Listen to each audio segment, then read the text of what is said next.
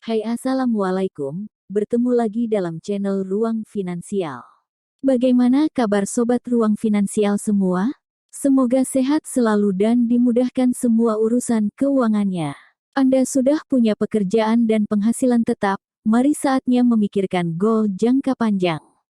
Rencana pernikahan, membeli rumah dengan KPR, membeli kendaraan dengan kredit, atau melanjutkan kembali pendidikan dengan tabungan pendidikan, dan juga biaya pendidikan anak, biasanya merupakan hal-hal yang dipikirkan sebagian besar orang sebagai goal yang ingin dicapai ke depannya.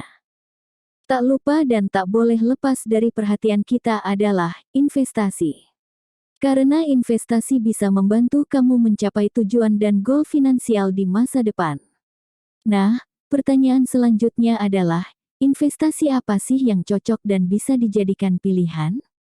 Dari banyaknya informasi investasi yang beredar, perlu dipahami bahwa ada 7 produk investasi yang bisa dijadikan pilihan. Ketujuh produk investasi tersebut diantaranya, tabungan, deposito, reksadana, obligasi, saham, emas, dan properti. Produk-produk investasi tersebut memiliki kelebihan dan kekurangan masing-masing. Karena itu, sebelum menjatuhkan pilihan, cari tahu sebanyak-banyaknya dan selengkap-lengkapnya informasi soal investasi tersebut.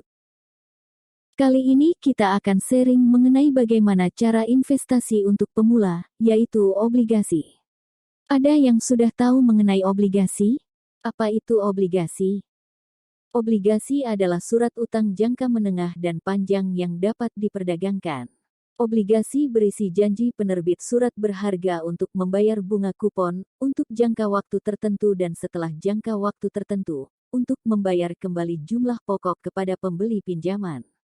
Obligasi merupakan salah satu surat berharga pendapatan tetap yang cenderung menawarkan tingkat pertumbuhan nilai yang relatif stabil serta risiko yang relatif lebih stabil dibandingkan dengan saham.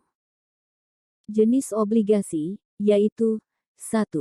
Obligasi pemerintah, yaitu surat utang negara yang diterbitkan oleh Pemerintah Republik Indonesia.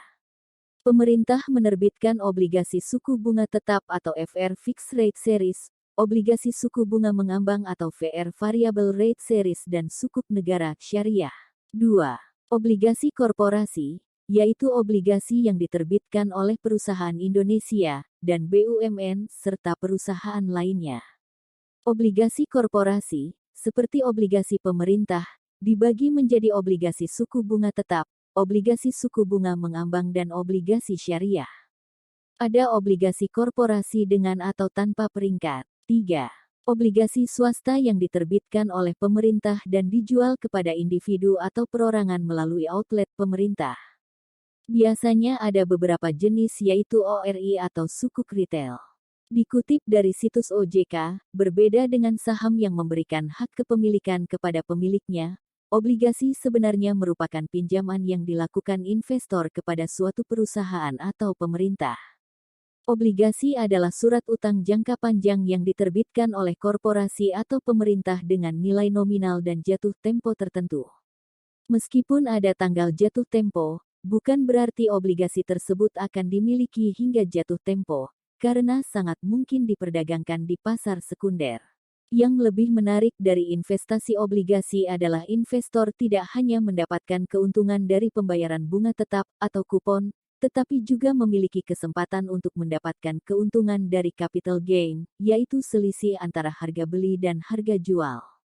Pasalnya, obligasi tersebut dapat diperdagangkan di pasar sekunder, yang berarti obligasi tersebut dapat ditebus dengan harga yang lebih tinggi. Gimana? Kamu lebih tertarik mana? Obligasi atau saham? Tulis di kolom komentar.